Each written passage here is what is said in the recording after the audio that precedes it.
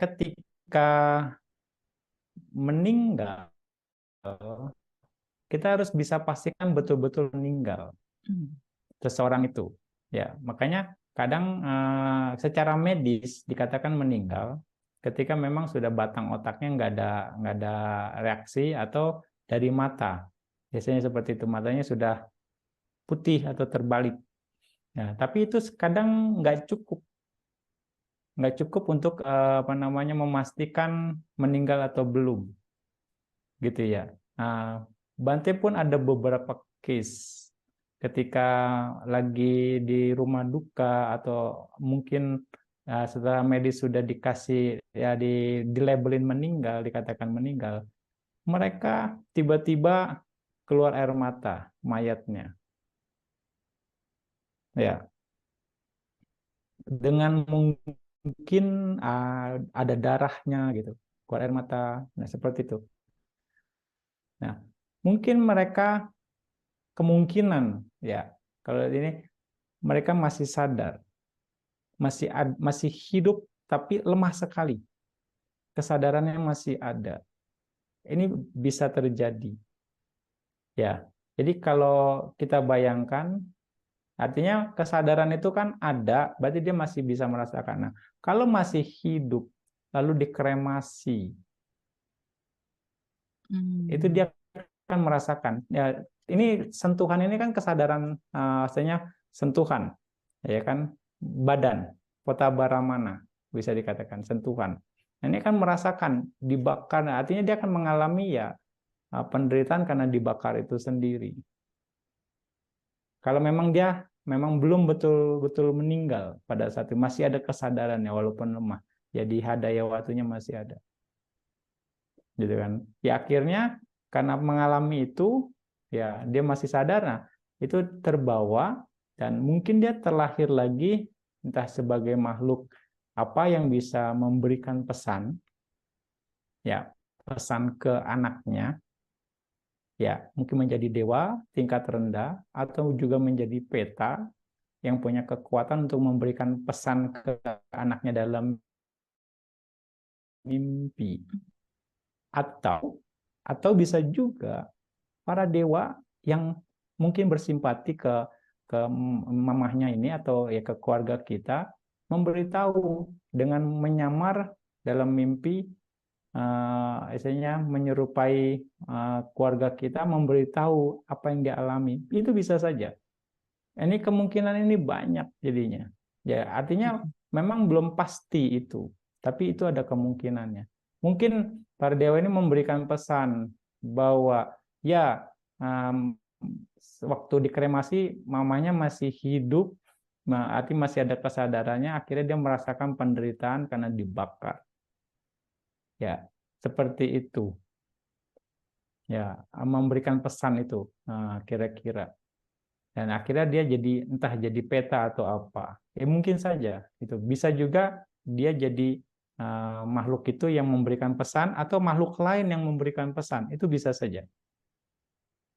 Yang mana ini ya untuk bisa memastikan ya mungkin kita harus punya yang namanya dibacaku, mata dewa, untuk melihat pastinya gitu. Tapi enggak ada masalah, itu sebagai modal kita aja untuk jadi catatan untuk melakukan hal yang memang diperlukan, ya. Ya, kita mungkin setelah itu kita ya sudah, kita melakukan pelimpahan jasa atas nama mendiang, ya keluarganya itu akan lebih baik. Ya, kira-kira seperti itu. Nah, banyak orang yang nggak mengerti ini, gitu kan. Makanya kalau zaman dulu, ya orang-orang zaman dulu, orang meninggal minimal 1 minggu di rumah, ya kan, disemayamkan gitu kan, 1 minggu gitu kan. Sekarang dalam hanya 1-2 hari saja, istilahnya mungkin ya entah di Anda atau di yang lain ada nggak hasilnya 3 hari habis selesai semuanya, jadi nggak mau repot gitu, karena siapa yang begadangin gitu kan, siapa yang nungguin, jadi repot gitu kan. Ya kan, itu kan proses-proses yang kalau memang seminggu, kalau memang dia belum meninggal, ya itu mungkin akhirnya lama-lama ya benar-benar meninggal gitu. Tapi sekarang semuanya mau cepat karena ya balik lagi eh, sesuatu yang apa namanya ya berubah dengan keadaan perkembangan zaman bisa dikatakan. Ya juga bisa dikatakan kita bisa bayangkan ketika memang masih ada kesadaran, ini sebelum dikremasi ya, memang disuntik formalin misalnya, itu pun suatu penyiksaan secara tidak langsung, secara ininya. Kalau memang betul-betul masih belum meninggal gitu kan, bisa saja terjadi gitu kan. Ini yang juga ya memang akhirnya kondisi sekarang ya kita nggak bisa lari. Kondisi itu akan dari misalnya mau diinapkan, disemayamkan beberapa hari di rumah ya harus disuntik formalin supaya nggak bau. Dan mungkin juga karena nggak mau disuntik formalin jadi cepat-cepat 1-2 hari selesai gitu kan. Tapi ya dengan resiko mereka masih ada kesadarannya. Nah itu pun yang lainnya lagi gitu. Ya makanya kalau ya khususnya para biku atau para meditator yang memang latihan kesadarannya, ya mereka akan ditungguin lama, ya kan bahkan ada satu ya beberapa contoh biku ya bahkan bertahun-tahun disemayamkan ininya mayatnya, ya kan ya minimal 1 bulan gitu ya karena ya dikhawatirkan ya kesadarannya masih kuat. Walau fisiknya dikatakan mati, tapi kesadarannya masih ada. Ya, contoh aja seperti Buddha. Ya kan? Buddha menunggu Bante Mahakassapa ya sebelum belum dikremasi. Nah, pada saat itu Buddha belum meninggal, walaupun badannya sudah terbaring. Nah, hanya satu istilahnya salah satu orang yang bisa mengerti Buddha sekarang sudah masuk di mana, misalnya dari jana 1 Buddha masuk ke jana 8, dari jana 8 turun dari jana sampai jana 1 terus bolak-balik seperti itu sebelum parinibbana. Jadi kesadarannya terus ada.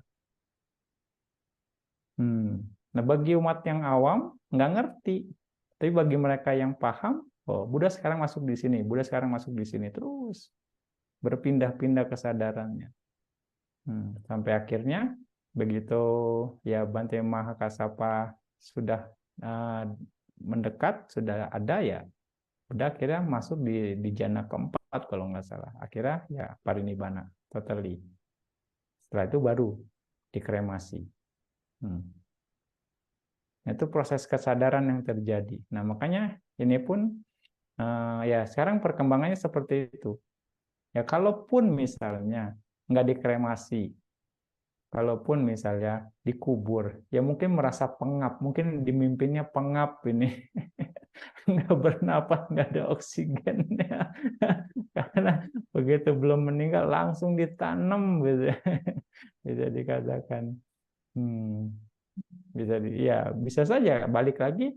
Nah ini kita nggak lepas dari kama si ya ya si sanak keluarga itu, si mendiang itu kamanya harus terkondisi ke sana, ya enggak. Nah, ini yang perlu dijadikan catatan juga. Sekedar kita sambungin dengan apa namanya kejadian di masyarakat gitu kan, di sekitar kita dengan pemahaman Dhamma itu sendiri. Ini sudah umum, makanya ya Anda harus pertimbangkan kalau memang ya jaga aman ya memang cara cara zaman dulu ya minimal seminggu di di disemayamkan, tapi sekarang kondisinya juga nggak ini juga malah kita jadi repot kalau memang itu ngelihat keadaan sekarang. Nah itu juga ya tinggal dipertimbangkan dengan baik untuk keluarga. Setelah ya mimpi ya setelah dikonvert terus cuma dikasih kembang aja gitu kan ya mending itu jualan kembang misalnya kalau ada lagi mungkin ya emangnya mau makan kembang doang ini cuma makan kembang saya nggak doyan kembang. Hmm, ya Ya, balik lagi yang kemungkinan yang tadi Bante bilang, mungkin saja orang-orang tersebut yang memang menjadi apa, jadi peta dan punya kekuatan untuk memberikan pesan ke keluarganya, atau makhluk lain. Makhluk lain, ya bisa dewa setempat yang memberitahu bahwa keluarga Anda sedang butuh. Anda jangan cuma sembahyang begitu saja, Anda harus melakukan kebajikan. Atau sanak keluarga yang lain untuk memberitahu. Jadi kemungkinannya banyak seperti itu. Atau mungkin juga kemungkinan yang lainnya adalah yang meninggal melekat dengan tradisi sebelumnya. Kan dia tahu kalau orang sudah meninggal, kalau yang mungkin waktu dia yang tahu gitu kan, disediain ini. Jadi melekat terhadap tradisi. Nah, terus setelah itu dia meninggal, melekat dengan tradisi itu ya kemungkinan jadi peta atau yang lain. Begitu dia tahu sanak keluarganya ini cuma ya dikasih kembang aja, ya dia kasih pesan. Cuma kembang aja, emang saya mau jualan kembang gitu ya. Mana samsengnya? Mana nasi? Nah gitu. Ya, mungkin jadi kemelekatan terhadap tradisi itu sendiri. Itu salah satu kemungkinan. Ya, jadi untuk memastikannya ya kita nggak bisa pastikan kalau kita nggak punya kemampuan. Tapi oke, pesan itu kita jadikan catatan ya kita untuk melakukan kebajikan yang lain yang lebih bermanfaat ya. Kita beruntung sebagai Buddhis. Ya, sebagai Buddhis diajarkan bagaimana pelimpahan jasa, mengingat, mengenang sanak keluarga yang telah meninggal adalah dengan pelimpahan jasa. Artinya berbagi jasa kebajikan yang telah kita lakukan untuk mereka. Nah, itu salah satu cara yang efektif gitu. Dan walaupun misalnya keluarga kita nggak dapat, makhluk-makhluk sekitar kita akan berbahagia dengan kebajikan yang kita lakukan itu. Ya, gitu. Kalau yang lain mungkin bingung. Ya, mungkin yang Kristen, yang Katolik mereka akan bingung. Bagaimana ini gitu kan? Pikirnya kan sudah tidak ada urusan, tapi kenyataan seperti itu. Ya, kalau yang Muslim mungkin bisa mereka baca kirim doa kayak baca Al-Fatihah gitu. Itu juga salah satu bentuk pelimpahan jasa mereka. Ya, kita Buddhis ya ada apa sarana itu.